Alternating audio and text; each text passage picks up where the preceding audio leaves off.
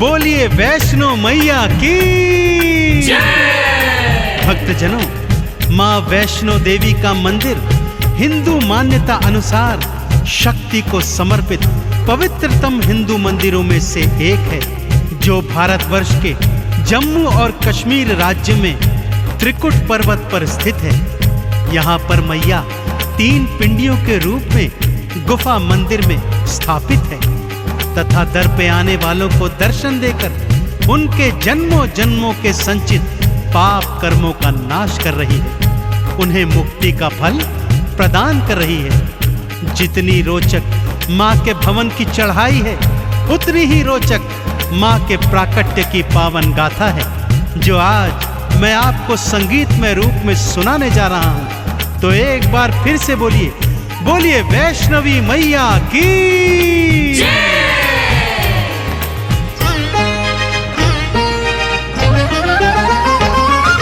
वैष्णो माँ नारायणी वैष्णवी वरदायिनी, पिंडी रूप में दर्शन देती भव से पार लगायिनी। वैष्णो माँ नारायणी वैष्णवी वरदायिनी, पिंडी रूप में दर्शन देती भव से पार लगायिनी। वैष्णो मैया नमो नमः, माँ वैष्णवी नमो नमः, पिंडी रानी नमो नमः, माँ कल्याणी नमो नमः। वैष्णो मैया नमो नमः, माँ वैष्णवी नमो नमः, पिंडी रानी नमो नमः, माँ कल्याणी नमो नमः।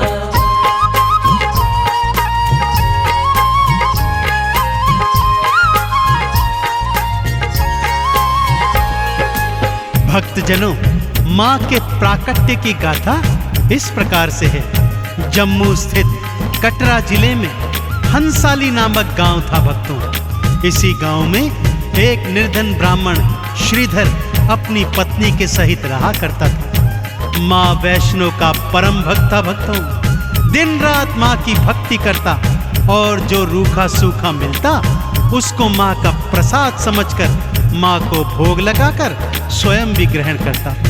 उसके जीवन की बस एक ही तमन्ना थी कि मैं माँ के नाम का जागा करवाऊं और अगले दिवस सारे गांव वासियों को माँ के नाम का भंडारा खिलवाऊं। पत्नी उसकी बात सुनकर कभी हंसती और कभी रोती थी। घर में खाने को अन्न का एक दाना भी नहीं था और उसका पति सोच रहा है पूरे गांव को भंडारा खिलवाने की। परंतु माँ का परम भक्त श्रीधर अपनी पत्नी से कहता, हे प्रिय, माँ ने जागे की और भंडारे की प्रेरणा दी है तो करवाएगी भी मेरी वैष्णवी मैया। श्रीधर ने मन में था सोचा माँ का जागा करवाऊं, जागे के अगले दिन भक्तों को भंडारा खिलवाऊं।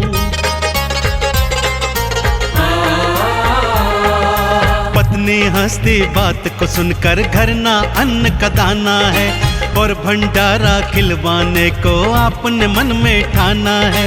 मैया रानी आएगी भंडारा खिलवाएगी, श्रीधर को विश्वास था भक्तों माँ तो लाज बचाएगी। वैष्णो मैया नमो नमः, माँ वैष्णवी नमो नमः, पिंडी रानी नमो नमः, माँ कल्याणी नमो नमः।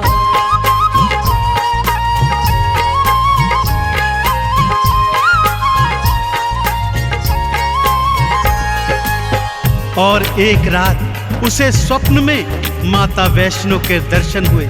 माँ ने आश्वासन दिया कि जा मेरे भक्त, मेरे नाम का जागा करवा और अगले दिन पूरे गांव को मेरे नाम से भंडारा खिलवा। श्रीधर अगले दिन सुबह सुबह उठा और माँ का नाम जपते जपते पूरे गांव को जागे का और भंडारे का निमंत्रण देने निकल गया। पत्नी ने बहुत समझाया कि ये आपका भ्रम है, परंतु श्रीधर पर तो माँ की नाम कुमारी चढ़ गई थी।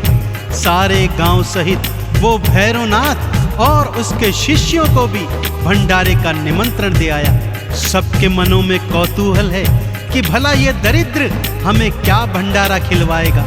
अगले दिन सब जागे में गए और फिर भंडारा खाने पंगत में बैठ गए। घर में अन्न का एक दाना भी नहीं और सारा गांव खाना खाने बैठा है कि तभी सब क्या देखते हैं, एक लाल चुनर ओढ़ी छोटी सी कन्या श्रीधर श्रीधर कहती हुई आती है और भोजन का पात्र उठाकर उसमें से 56 भोग निकाल निकाल कर सारे गांव को खिला रही है। श्रीधर की आंखों से खुशियों के आंसू छलक रहे हैं। भक्तों, मैया का चमत्कार ऐसा ही है।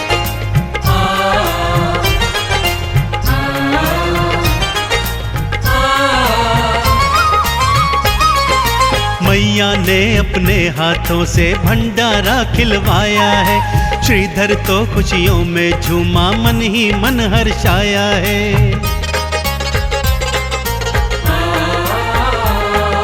भैरवनाथ भी चेले लेकर भंडारे में आया है। सामने देखा खाना बांटती कन्या रूप महामाया है।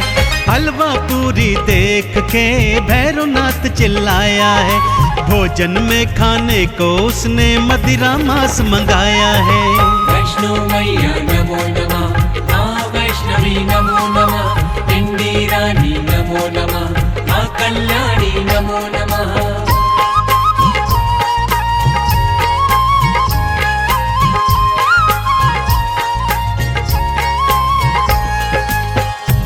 वैष्णो मैया ने भी अपनी माया चला दी। भक्तों, मांस के थाल और मदिरा के प्याले आ गए, परंतु ज्यों ही भैरवनाथ ने मांस का टुकड़ा उठाया, माँ की कृपा से हलवा चना बन गया।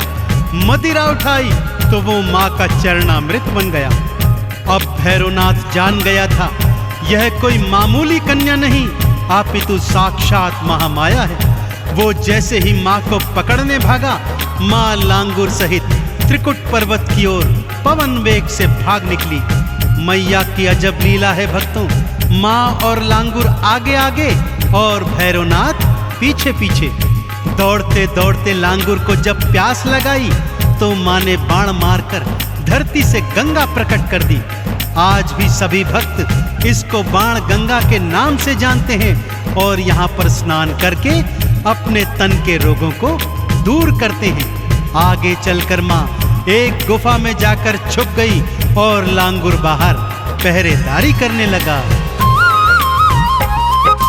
भागते भागते वैष्णो रानी एक गुफा में थी आई।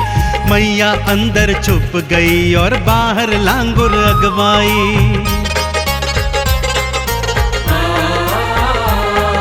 9 महीने तक लांगुर और भैरवनाथ का युद्ध हुआ। युद्ध भयंकर था, भक्तों पर कोई परिणाम नहीं निकला। मैया क्रोध चढ़ आई है, गुफा से बाहर आई है।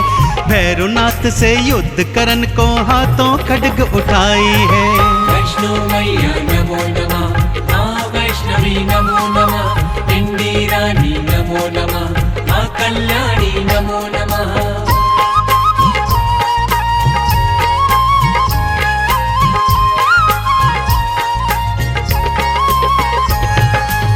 जब 9 महीने तक लांगुर और भैरव के युद्ध का कोई परिणाम नहीं निकला तो माँ 9 महीने के बाद उस गुफा से बाहर निकल आई भक्तों। और तभी से उस गुफा को गर्भजून के नाम से माँ के भक्त जानते हैं। बाहर निकलते ही महामाया ने विकराल रूप धारण कर लिया। 8 भुजाओं में अनेक अनेक अस्त्र शस्त्र धारण किए और माँ भैरवनाथ से युद्ध करने को तत्पर हो गई। भैरवनाथ को भी माँ के नाम की अलख जग गई भक्तों, परंतु जब तक वो अपने पापों की क्षमा मांगता, माँ ने खड्ग प्रहार से उसका शीश उड़ा दिया। भैरवनाथ का कटा शीश दूर जाकर भैरव घाटी में गिर गया और वो कटा शीश माँ के नाम का सुमिरन करने लगा। माँ ने भी दयावान होकर उसे अभय वरदान दिया कि जब तक मेरे दर्शनों के पश्चात तेरे शीश के दर्शन नहीं होंगे, मेरी यात्रा का फल संपूर्ण नहीं होगा।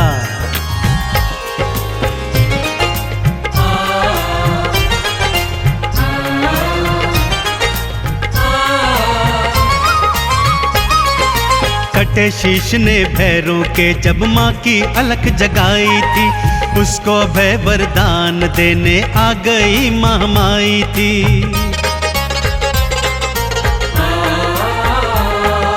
जब तक मेरे दर्शन करके तेरे धाम न जाएंगे, मेरे धाम की यात्रा का पुण्य कभी ना पाएंगे। मैया के दर्शन के बाद भैरव घाटी जाते हैं, मैया के भैरव के दर्शन भक्त सारे पाते हैं। वैष्णो मैया नमो नमः, माँ वैष्णवी नमो नमः, पिंडी रानी नमो नमः, माँ कल्याणी नमो नमः।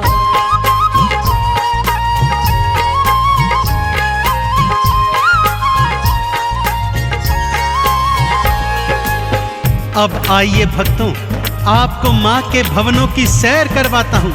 सबसे पहले आता है माँ का परम धाम कौल कंढोली, फिर आती है बाण गंगा, जहाँ भक्त लोग स्नान करके अपने तन के रोगों को दूर करते हैं। थोड़ा चढ़ाई चढ़ने के बाद दर्शन होते हैं चरण पादुका के, जहाँ एक शिला पर माँ के पावन चरणों के निशान हैं। भक्त इनका दर्शन करके आगे को बढ़ते हैं तो आती है वो पावन अर्धकुंवारी गुफा, जहाँ पर माँ ने 9 माह तक वास किया था।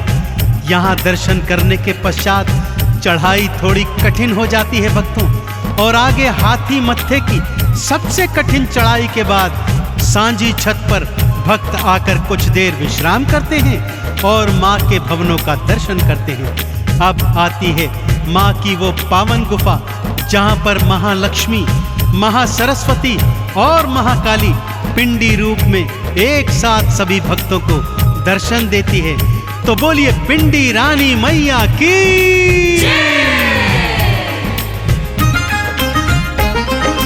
ऊंची चढ़ाई ना घबराना, मैया आप बुलाती है, हाथ पकड़कर बच्चों को वो भवनों पे ले जाती है। नारियल का भोग लगाते, चंदन तिलक लगाते हैं, मैया रानी के भवनों से मुक्ति का फल पाते हैं। लाल चुनर जो मैया को हाथों से पहनाते हैं, भवसागर में कभी न डोले पार वो लग जाते हैं।